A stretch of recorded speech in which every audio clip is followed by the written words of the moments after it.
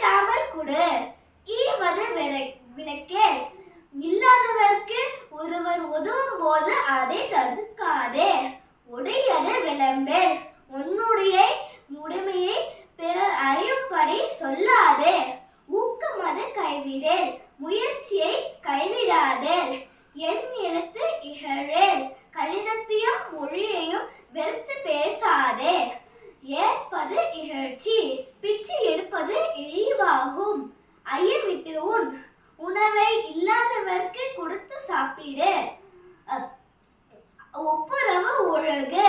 உலகத்தோடு சேர்ந்து வாழ பழகிக்கொள்.